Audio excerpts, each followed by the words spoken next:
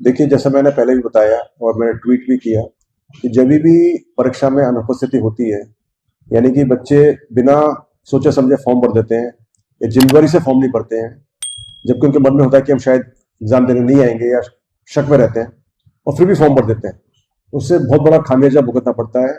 3 स्तर पर। सबसे पहला तो ये कि जितने ज्यादा बच्चे फॉर्म भर देते हैं उतनी बड़ी तैयारी करनी पड़ती है,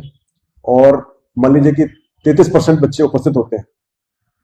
तो 66% यानी कि 2/3 जो स्कूल हैं जिनको हमने बुक कर दिया और यूज कर रहे हैं और यूज नहीं कर पा रहे क्योंकि वहां पर बच्चे नहीं आए हैं, वहां पर पढ़ाई नहीं हो रही है, तो उससे बहुत सारे लाखों बच्चे जो होते हैं वो पढ़ नहीं पाते। तो एक सबसे बड़ा खामियाजा हमारे बच्चों को भुगतना पड़ता है जिनकी पढ़ाई पर इसका बुरा असर पड़ता है। दूसरा होता है कि जब भी परीक्षा बड़े स्तर पर की जाती है,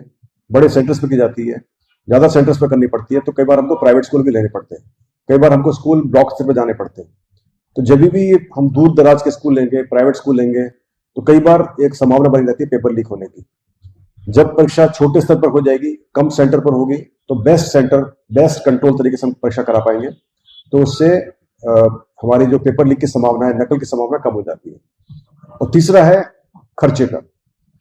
जब भी परीक्षा कराते हो, इतना सारा पेपर यूज होता है, ट्रांसपोर्ट यूज होता है, कई सारे अरेंजमेंट करने पड़ते हैं, संसाधन का यूज करना पड़ता है, उससे हमारे संसाधन का दुरुपयोग हो जाता है, पैसे का दुरुपयोग हो जाता है। हम उसी जो पैसे खर्च कर रहे हैं उसी से हम दूसरे कार्य भी कर सकते हैं। अभी जो हम रजिस्ट्रेशन लगा रहे हैं, हम जो प्रयास कर रहे हैं कि बच्चे वही फॉर्म भरें जो कि परीक्षा में आएंगे, उस प्रयासी से सिर्फ यदि 20% भी हमारी उपस्थिति में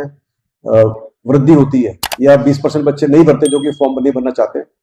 सिर्फ उसी से ही लगभग 100 करोड़ रुपए का बचत होगी राज्य सरकार की, वो भी सिर्फ कर्मचारी चयन बोर्ड की परीक्षाओं में, और उस 100 करोड़ से हम दूसरे विकास कार्य कर सकते हैं। तो मुझे उम्मीद है कि जो अभ्यर्थी हैं, युवा हैं, अपनी जिम्मेवारी समझेंगे और तभी फॉर्म भरेंगे जब उनको लगता है कि वो परीक्षा देने के लिए तैयारी करेंगे और परीक्षा देने आएंगे। जहां तक सवाल है सेंटर्स का, कि सेंटर्स हम प्रयास करेंगे कि हम जितना हो सके परीक्षाओं को 7 संभागों में कराएं। जब परीक्षा बहुत ही छोटी होगी फिर हम उसको जयपुर, कोटा और अजमेर कराते हैं। जब परीक्षा बड़ी होगी तो हमारा प्रयास रहेगा कि परीक्षा 7 संभागों में हो, ताकि परीक्षार्थियों को दूर न जाना पड़े। और जो बहुत बड़ी परीक्षा जैसे जेल परीक्षा है, जेल प्रहरी परीक्षा है या पटवारी परीक्षा है, उनको हम पूरे 31-33 जिलों में कराएंगे, ताकि हर एक अभ्यर्थी अपने जिले में उसको कर सके।